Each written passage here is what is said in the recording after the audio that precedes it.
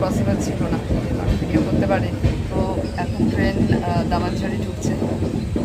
দামানছড়ি ঢুকলে আমাদের যে গাড়ি পিক আপ করবে সেই গাড়ি ড্রাইভারকে ফোন করতে হবে, ফোন করে সোজা আগে হোটেলে যাব, ফ্রেশ হব, দেন আমরা সাইট সিইংয়ে বেরোবো।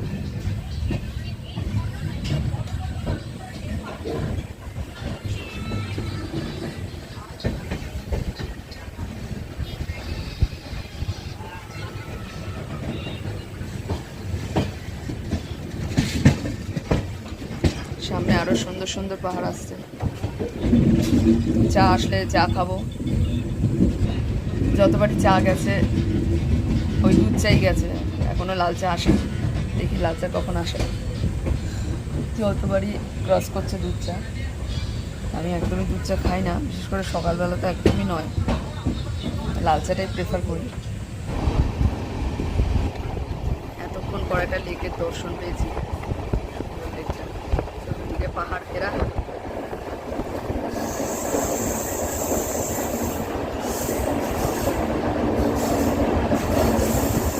লেকগুলো আমার চোখের সামনে কত ভাঙা ভাঙা পাহাড় এসে গেল।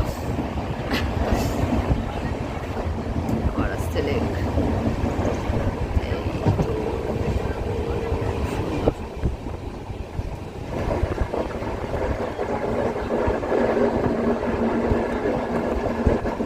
ট্রেনটা কোরাপুটে ঢোকার আগে কিছুক্ষণ দাঁড়িয়েছিল, তো এমন হাফ সার্কেল পজিশনে দাঁড়িয়েছিল, দুদিক দিয়ে বেশ ট্রেনটাকে দেখা যাচ্ছিল, তাই ভাবলাম আপনাদের সঙ্গে একটু শেয়ার করি। এই যে আমরা এসেছিলাম, এটা ভুবনেশ্বর টু জলপাইগুড়ি, এই ট্রেনেই আমরা কোরাপুটে নামলাম। এই হলো ট্রেন, আমাদের লাগেজ সবাই দাঁড়িয়ে রয়েছে। চলো চলো, এটা কোরাপুট জাংশনের কত নম্বর প্ল্যাটফর্ম সেটা বুঝতেও পারছি না, আমাদের গাড়ি কোথায় দাঁড়িয়ে আছে সেটাও বুঝতে পারছি না। দেখি সবাই যেদিক দিয়ে যাচ্ছে দেখি, চলো, এটাই তো বুঝতে পারছি। আমরা কোরাপুটে নেমে কোন প্ল্যাটফর্ম দিয়ে বেরোবো, কোন দিকে গিয়ে গাড়ি ধরবো, কিছুই বুঝতে পারছি না। ইন দ্য মিন টাইম ওই স্ক্রিনে কিন্তু PF4 মানে প্ল্যাটফর্ম 4 এটা উঠছিল, কিন্তু ওটা যে প্ল্যাটফর্ম 4 মানে PF4 শর্ট ফর্ম, সেটা আমরা এতটাই পাজল হয়ে গেছি যে সেটাও বোঝার ক্ষমতা আমাদের ছিল না। আমরা শুধু ভাবছি কোন দিক দিয়ে বেরোবো, কী করব। এইরকমই অবস্থা আমাদের কোরাপুটে নেমে। এইটা আমাদের গাড়ি, আজ আর কাল এই গাড়ি করেই ঘুরবো। গাড়ির নাম্বার 6969। শেষমেশ আমরা গাড়ির হদিশ পেয়েছি, আর গাড়িতে উঠে সবাই একটু স্বস্তির নিঃশ্বাস ফেলেছে যে আমরা কোরাপুট স্টেশন থেকে বাইরে বেরোতে পেরেছি। যাই হোক, তারপরে সবার লাগেজ টাগেজ রেখে আমি একদম লাস্ট গাড়িতে উঠেছি, উঠে একদম সোজা হোটেল আলিশানে গিয়ে শান্তি পেয়েছি। আমাদের প্ল্যাটফর্মে কী যে অবস্থা হয়েছিল, এত বিশাল প্ল্যাটফর্ম, কোন দিক দিয়ে বেরোবো, ভীষণ গরমের মধ্যে খুব কষ্ট হচ্ছিল। যাই হোক, তারপরে হোটেলে গিয়ে আমরা একটু শান্তি পেয়েছি, কিন্তু হোটেলে গিয়েও এমন একটা কাণ্ড ঘটেছে, সেটা সেই সময়ে আমার আর ভিডিও করে আপনাদের সঙ্গে শেয়ার করা হয়নি। আসলে হোটেলে যখন গিয়ে পৌঁছেছি তখন আমাদের রুম দেওয়ার কথা ছিল 102 নম্বর রুম, আমাকে আগেই বলে দেওয়া হয়েছিল, তো সেটা ছিল গ্রাউন্ড ফ্লোরে। আমি জানতাম, কিন্তু তারা মানে এতটাই কাজে ঢিলেমি দিয়েছিল যে আমরা যাওয়ার পরও গিয়ে দেখি যে সেই রুমটা পরিষ্কার হয়নি। আমরা তাতে ভীষণ বিরক্তও হয়েছি, এমনকি আমার সঙ্গে যারা গেছিলেন তারাও ভীষণ বিরক্ত হয়েছেন, এমনকি তাদের সঙ্গে রীতিমতো বচসা করতে হয়েছে যে রুম কেন ফ্রেশ মানে রুম কেন ক্লিন করা হয়নি।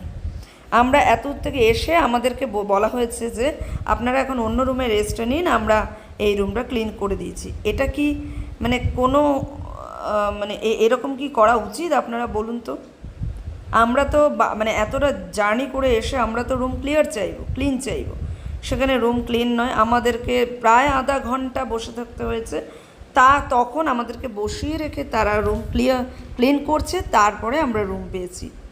মানে এতে আমাদের পরবর্তী ডেস্টিনেশনে বেরোতে দেরি হয়ে গেছে। মানে এটা একদমই মানে আমি এটা অ্যাকসেপ্ট করতে পারিনি, তাই আপনাদের সঙ্গে শেয়ার করলাম।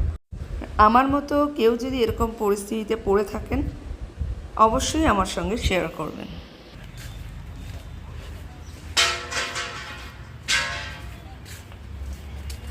এই যে ওদের ওই পাশে আরও বড় বিল্ডিং আছে, সেখানেও প্রচুর রুম রয়েছে। এই যে এই নিচটায়, এখানে নিশ্চয়ই কোনো বিয়েবাড়ি ভাড়া দেওয়া হয়, এই সব এখানে হয় হোটেল আলিশানে।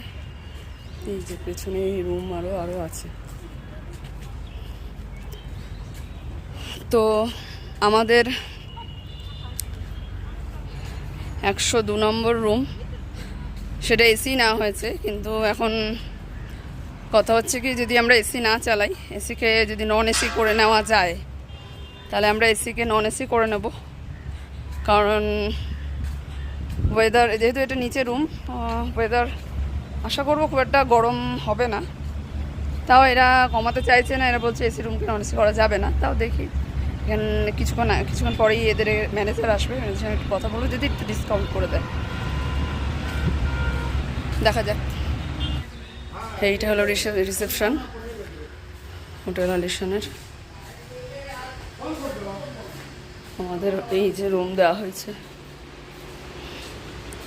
102 নম্বর রুম, এখন এটা ক্লিন চলছে। ক্লিন হয়ে যাওয়ার পরে রুম ট্যুরটা আপনাদেরকে দেব। আমরা ফ্রেশ হয়ে এখন আবার সাইট সিন করতে বেরোচ্ছি হোটেল আলিশান থেকে, হলো কোরাপুটে। চলুন তাহলে যাওয়া যাক।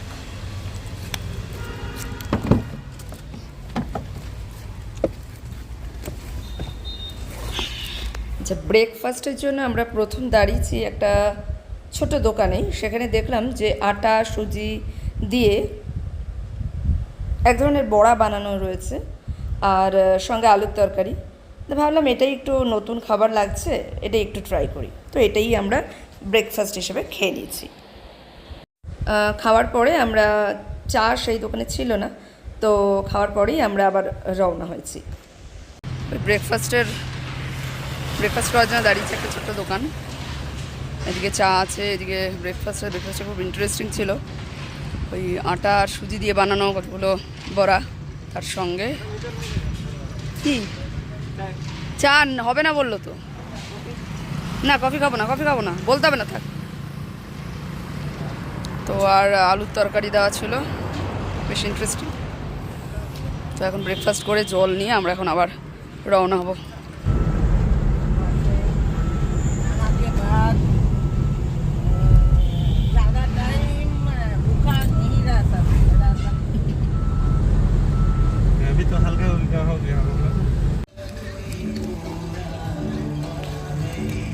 ওরা মানে যাবার একটা কোথায় যাবে ওটা ওরা 7,000 বলেছে, ওটা কিলোমিটারের জন্য। এখন পেট্রোল না হলো 2500 টাকার।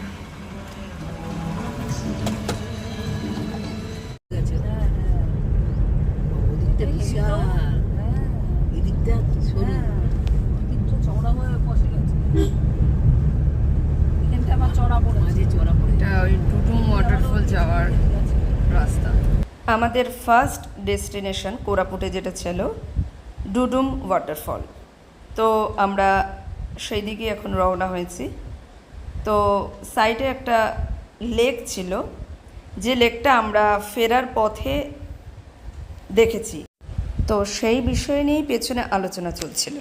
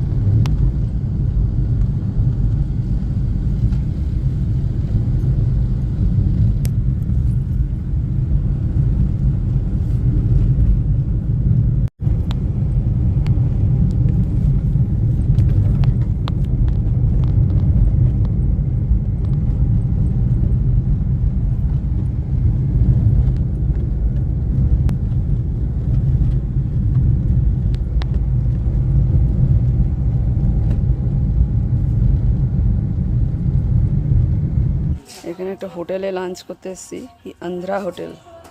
কেমন খাবার দাবার দেখা যাক। এরকম একটা ছোটোখাটো হোটেল, তার খাবার দাবার এবার দেখা যাক কেমন। এখানে দিয়েছে ভাত, আলুর চোখা, ওখানে আলু সয়াবিন, ফুলকপি, একটা আচার জাতীয়, এটা বলছে ম্যাঙ্গোর আচার। এটা একটা কি নারকেল আর কি বললো, নারকেলের চাটনি, না নারকেল আর কি এটা বললো, পোস্ত পোস্ত বোধ হয়। হ্যাঁ। আর এখানে ডাল, আর এটা কি টক জাতীয় কিছু একটা। এই যেটা আমার এসে গেছে, এই হলো টোটাল ভেজ থালি, 90 টাকা করে। আর মাছ হলে আলাদা 40 রুপিস। হ্যাঁ।